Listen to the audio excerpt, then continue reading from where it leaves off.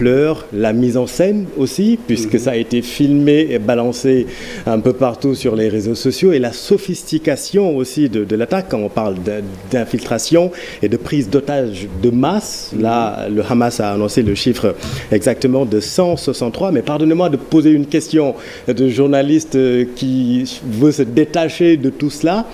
En quoi le malheur du peuple palestinien peut expliquer cette tuerie de masse?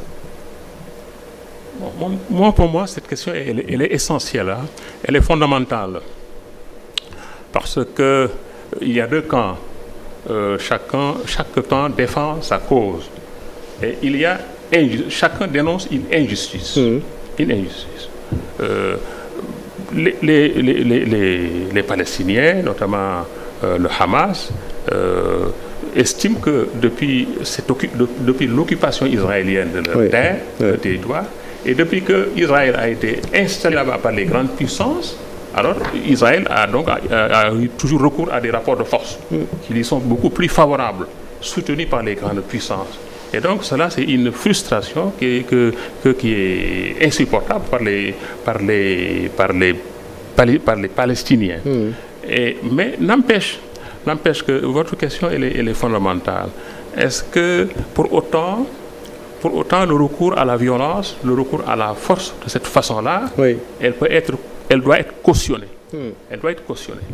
Alors, au début, moi, j'ai constaté que, de mon point de vue, alors, la solution qui doit être privilégiée, c'est le recours au dialogue, au règlement pacifique de ce conflit.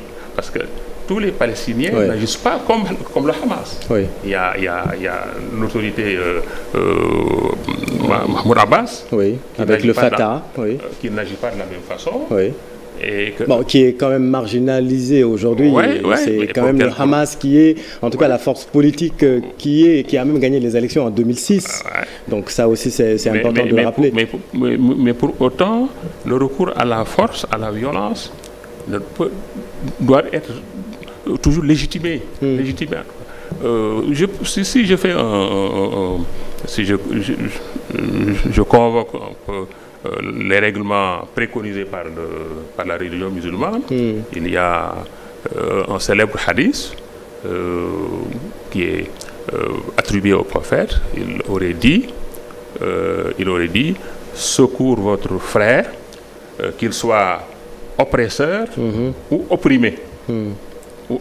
Et quelqu'un lui avait dit, le messager d'Allah, comment on peut venir en aide à un frère tout en sachant qu'il a tort. Alors il dit qu'à ce moment-là, il faudra l'aider à combattre l'injustice, à lui dire la vérité. Lui dire la vérité. Ce qui fait que donc le recours à la force comme ça, de toute façon, ça doit être une dernière solution, un dernier recours. La preuve, c'est que Mahmoud Abbas ne l'a pas fait, et il y avait un leader arabe, Anwar al-Sadat aussi, qui voulait préconiser le dialogue avec Israël. C'est sa célèbre visite qu'il a rendue au Knesset israélien, et il tendait la main aux Israéliens pour effectivement trouver un règlement pacifique. Mais automatiquement déclencher une guerre, évidemment, ils se sentent oppressés. Cette frustration, les rapports de force qui sont favorables surtout aux Israéliens, tout cela justifie que ces gens-là, c'est leur dernier retranchement de prendre les armes.